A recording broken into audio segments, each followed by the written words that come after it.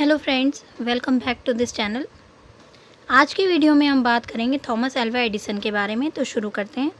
Edison एक महान वैज्ञानिक थे।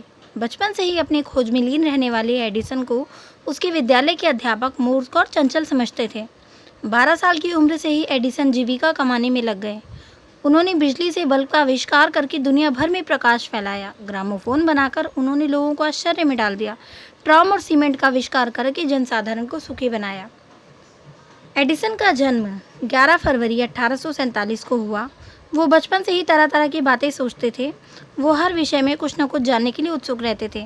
उन्होंने देखा कि चिड़िया अंडे देकर उस पर बैठ जाती है, तो वो हंस के अंडों पर बैठकर उन्हें सेने की कोशिश करने लगा। परिणाम ये हुआ कि सारे अंडे फूट कर चूर चूर हो गए और एडिसन के कपड़े भी खराब हो गए। एडिसन के दिमाग में ये बात घर कर गई कि चिड़िया इसलिए उड़ सकती हैं क्योंकि वो कीड़े मकोड़े खाती हैं।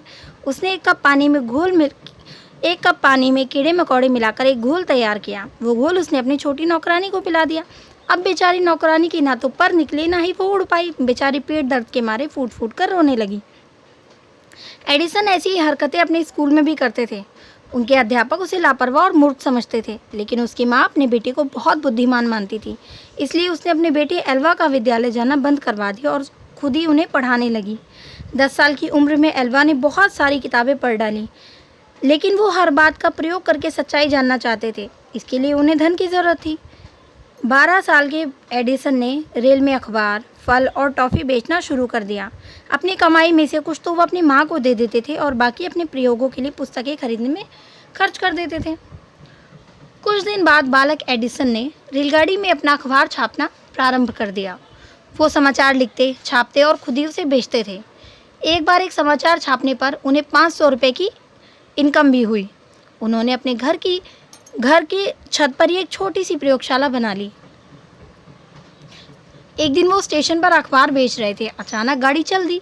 वो दौड़कर एक डिब्बे में चढ़ने लगे। उनका पैर फिसल गया। उसके बाद एक कंडक्टर ने उनका हाथ पकड़ तो लिया, और हाथ और कान से जब उनको पकड़ के खींचा गया तो इसकी वजह से कान पर जोर पड़ने की वजह से वो बहरे हो गए। उन्हें अखबार का अपना काम बंद करना पड़ा। एडिसन के सामने बहुत बड़ी समस्या आ गई थी कि वो अपनी आजीविका कैसे कमाएंगे। वो नौकरी करने के लिए एक ऐसी कंपनी में गए जहां मशीनों से ही काम होता था। उसी दिन वहां की मशीनों में कुछ गड़बड़ी हो गई।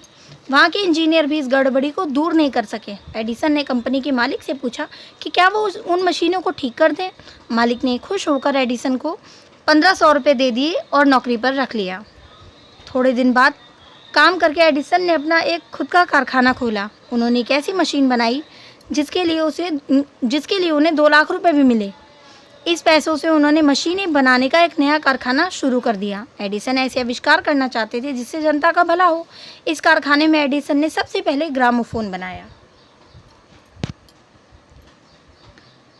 ग्रामोफोन में रिकॉर्ड से भरी आवाज़ को सुना जा सकता था। एक बेजान मशीन जो इंसान की आवाज़ में बोलने में सक्षम थी। उस वक्त ये बिल्कुल इम्पॉसिबल लगता था।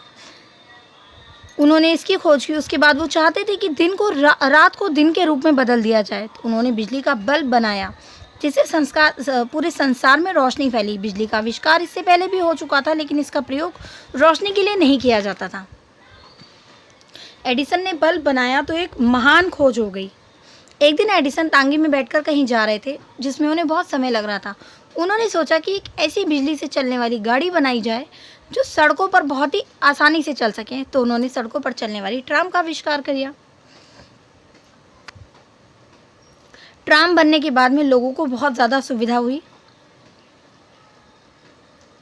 सिनेमा भी एडिसन का ही आविष्कार था। 27 अप्रैल 1896 को उन्होंने सबसे पहले सिनेमा का उन्होंने शुरुआत की। सस्ते मकान बनाने के लिए सीमेंट का आविष्कार भी एडिसन ने किया। एडिसन की आयु 72 साल की हो गई थी। एक मित्र ने उनसे कहा कि अब तुम बूढ़े हो गए हो, आराम करो। तो एडिसन ने कहा, मैं बूढ़ा हो गया हूँ, देखो मैं अपने पैरों पर चल सकता हूँ। तो उनके दोस्त ने उससे कहा कि तुम इतना कैसे स्वस्थ रह सकते हो।